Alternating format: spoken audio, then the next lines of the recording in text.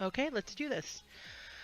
All right, so a question was raised about whether I use Maya or Blender to bake my maps, and I said no. I use Substance Painter, and it really surprised somebody because they didn't know that you could do that. So I'm going to take and real quick show you how to bake your mesh maps in Substance Painter rather than having to deal with setting everything up in Maya or Blender and all the lights and everything. Um, and just to lay it out there, there are many different paths to get to the final result. Some people really love setting their stuff up in Maya slash Blender. Some people really love doing it in Substance Painter. There is absolutely no one right way. It just whichever way gets you to your finished product. So I just want to put that out there. Um, and so I'm just going to show you what I do. And I am self-taught. Um, and we had a big conversation about this weekend in the Creators Supporting Creators Discord. If you're a creator and you want to join it, let me know. We'll be happy to send you the app. In fact, I'll probably put the link to the app in the description for this video in case anyone is interested in joining. You just have to be a creator that works in Second Life, and that's it. So anyway, so we were having this big conversation about how um, there really is no one right way. You can take four different creators and give them the same item, and we're all going to get to the end result in a different way. So this is by no means, what I'm going to show you today is by no means the end all be all. It is just a way to get you to the final product. So with that being said, here we go. Um, I am a Maya user. There are Maya users, there are Blender users. So if you're a Blender user, you can skip over this, or maybe you can figure out how it applies in Blender. But what I'm gonna do is I'm gonna go to. We're gonna look at a dress today. Um, so we're gonna look at a summer dress, and I want to show you a couple things in Maya before we go to Substance. Um, so I'm gonna choose the day file. And the reason I'm showing you the day file is this is what I will bring into Second Life. All right. And you can see that it has different colors on it. And the reason for that is that each of these colors corresponds to a material that I have applied. Um, and if anything that I talk about, if any of this sounds like Greek to you and you're not quite sure what a material is, or when we get into talking about the different kinds of maps, etc., just let me know. And we will absolutely make a video and break things down step by step. I'm absolutely okay with that. So if at any point you feel like you're lost and you are wondering what I'm talking about, just tell me. All right. Okay, so anyway, so materials are applied. This is what's going into Second Life. And the reason that we have to apply multiple materials, there's a couple reasons. The first is that you can, when you bring in mesh, if you want to be able to change different parts using a HUD, they have to have different materials assigned. So for instance, with this dress, I'm going to make it where the ribbon or string, you can change one color, and then the dress you can change another color, right?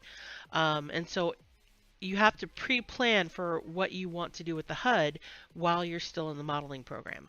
And so I definitely knew that I wanted to do that. The other thing is if I took all of these pieces right here, there's two issues. One, they cross two UV maps, like two of the tiles.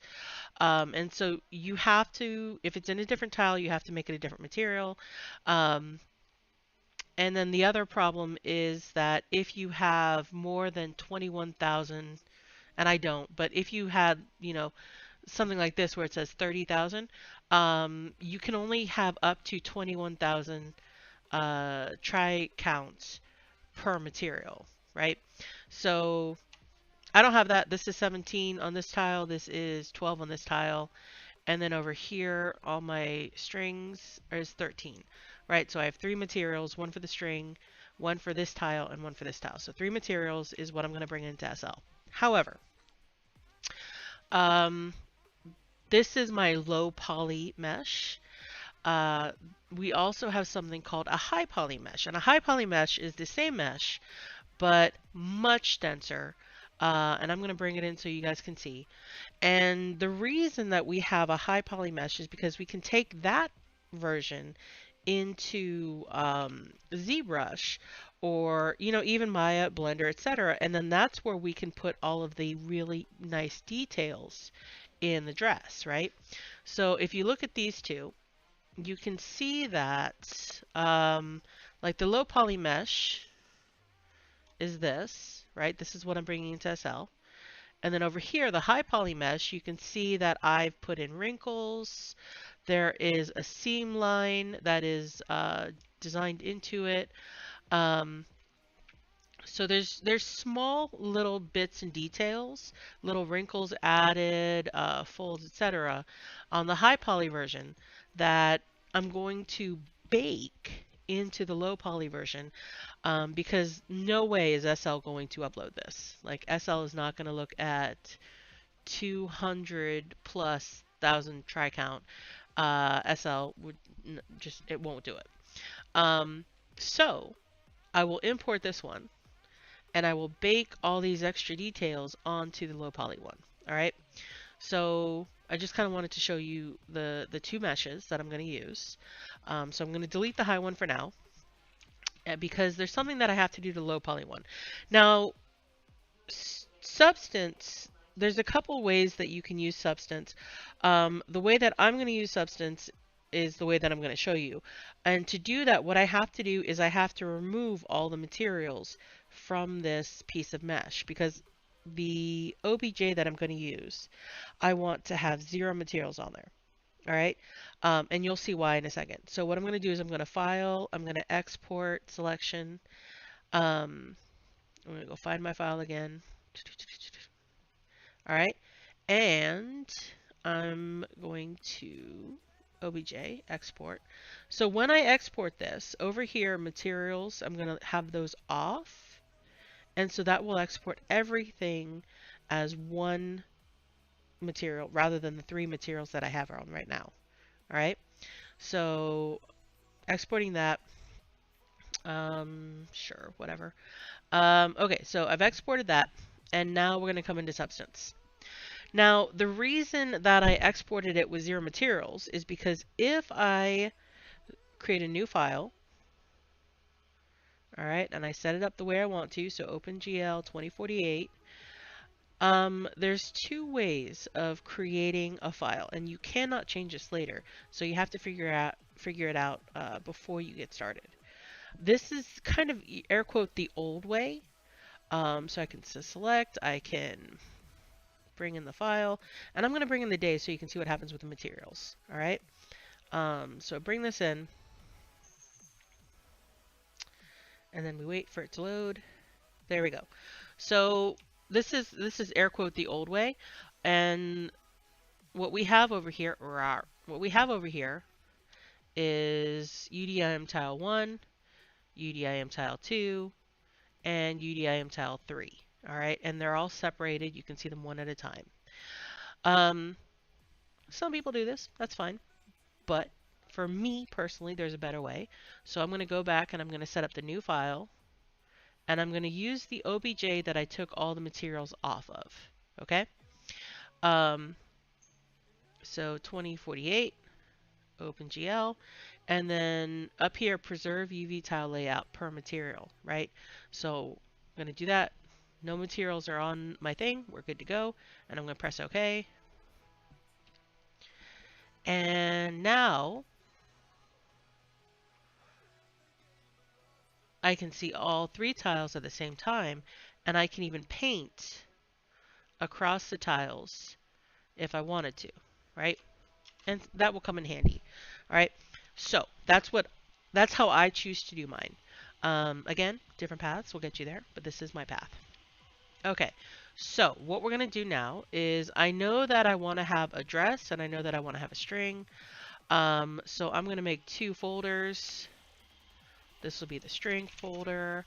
This will be the dress folder. All right. And I'm going to change my environment map just because I like this map better. There we go. All right. And then set it there. And if you want a copy of this, it is in the CSC server. So it's there for anybody that wants to use it. Very, very, very cool addition by one of the creators who said, here, you guys can have this. And we were like, yay. All right, so here, got my file, but now we've got to bake the mesh maps, all right? So what we're going to do is we're going to do things in a way that works for me, all right? The first thing I'm going to do is I'm going to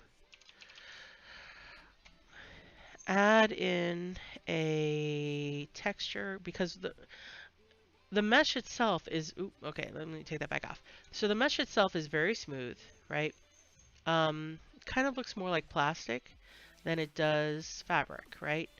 And we want it to look like fabric. So I picked a silk fail.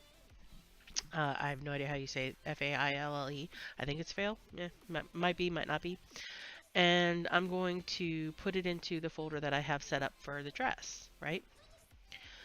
But it's also, for some reason, it's on the strings. Well, that's because right now this is covering all 3 tiles. So we're going to add a black mask, and I'm going to go to polygon fill. And now I have 3 options, or actually 4 options, but I ignore the triangle one because my stuff isn't triangulated. So what I'm going to do is if I do the polygon fill, the square, then it will cover 1 at a time, right? If I do the cube, the mesh fill, and I click on this, it will do the entire mesh in one fell swoop. And then if I do this one, the UV chunk fill, I can click on a UV map and it will do that UV map. And let's say I click on this one by accident. Oh no! All you have to do is bring this down to 0, click on it again, and it goes away, right? So it's very easy to apply materials in Substance Painter. And so I'm going to take this, and I'm going to do this. All right. Yeah, I like that. Okay, so now all I've done is I've applied a material. I have not baked anything yet. All right, so now we're going to bake. I'll, you don't, yeah. Okay.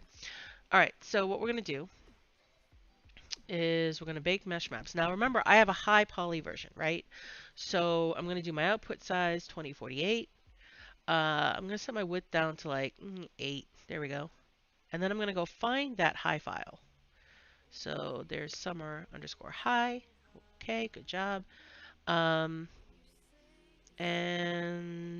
I'm only going to worry about the normal map right now. So everything else is going to be put to the side. Now, anti-aliasing, there's a couple of thoughts here. One thought is that for SL, you can do 4x4 and you're fine. The more you do, the better your detail is going to be. So what I do is, because my computer can handle 8x8, I go ahead and do 8x8. All right.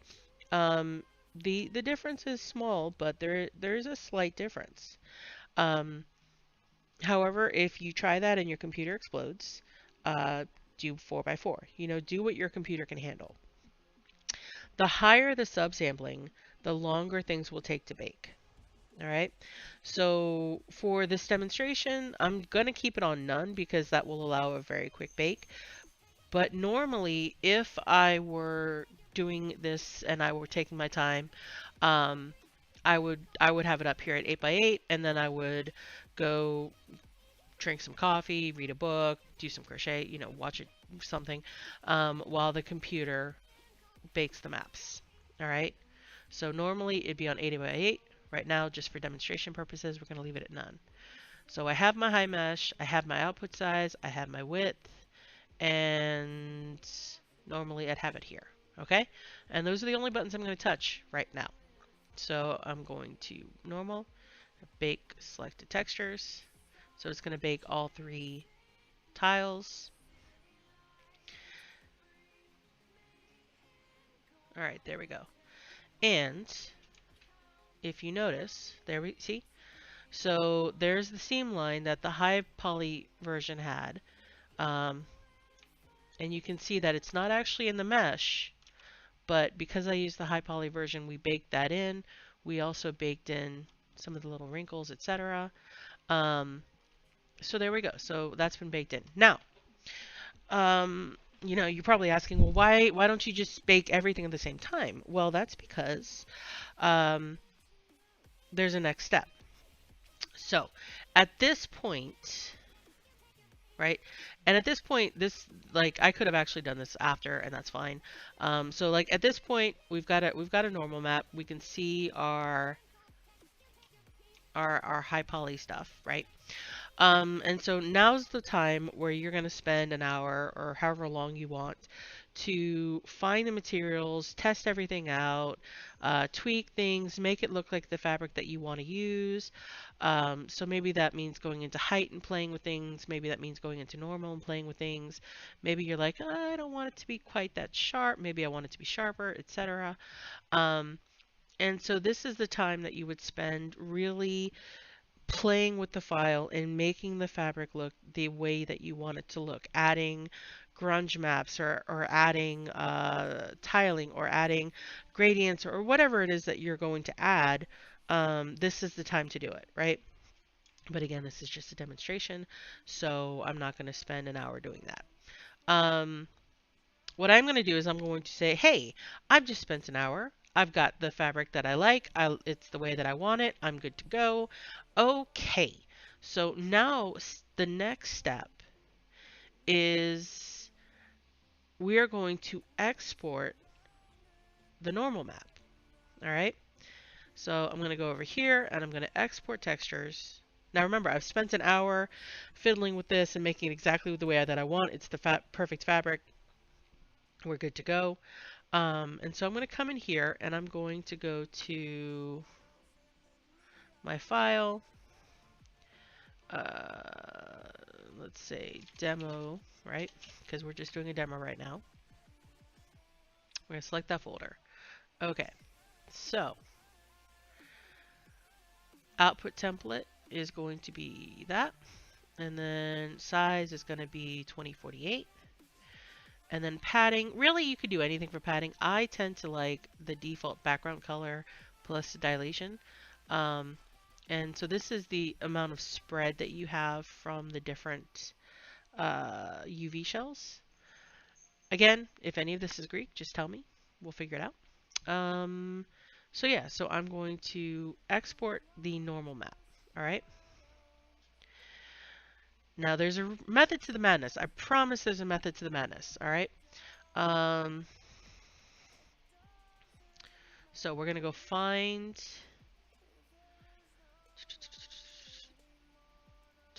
Okay.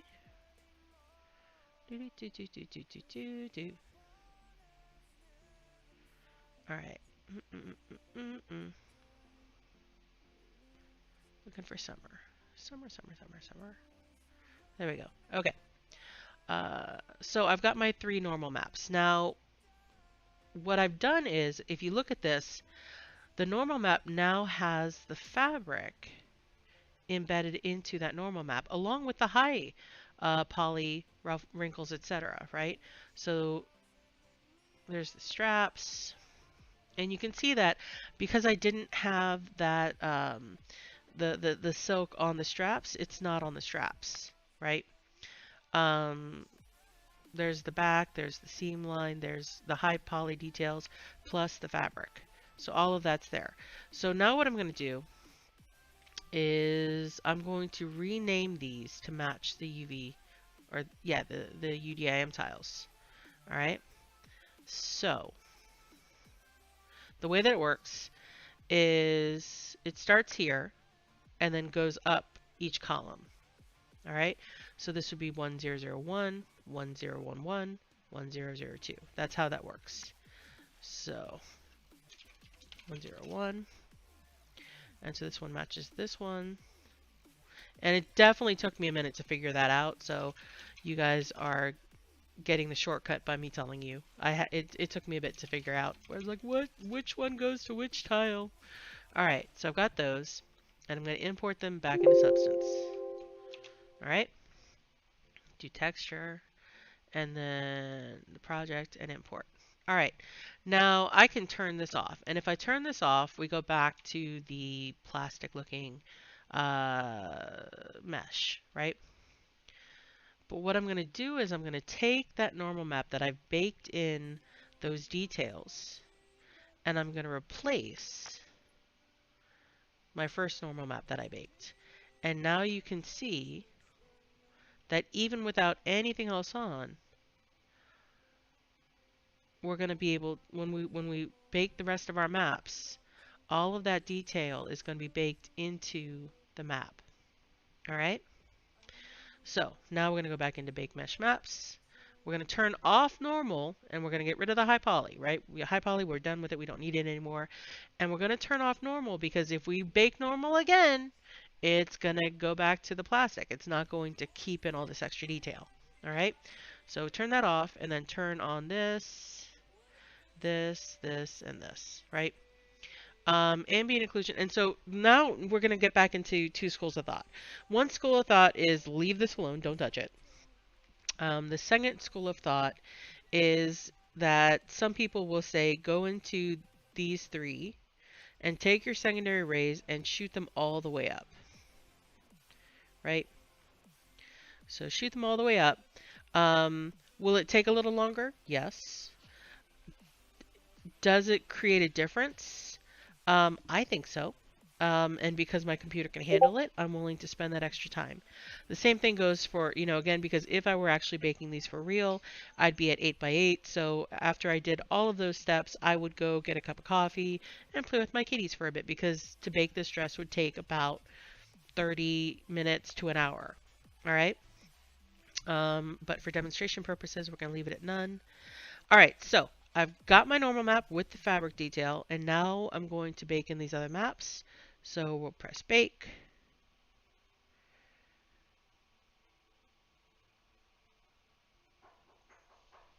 All right, 1 second.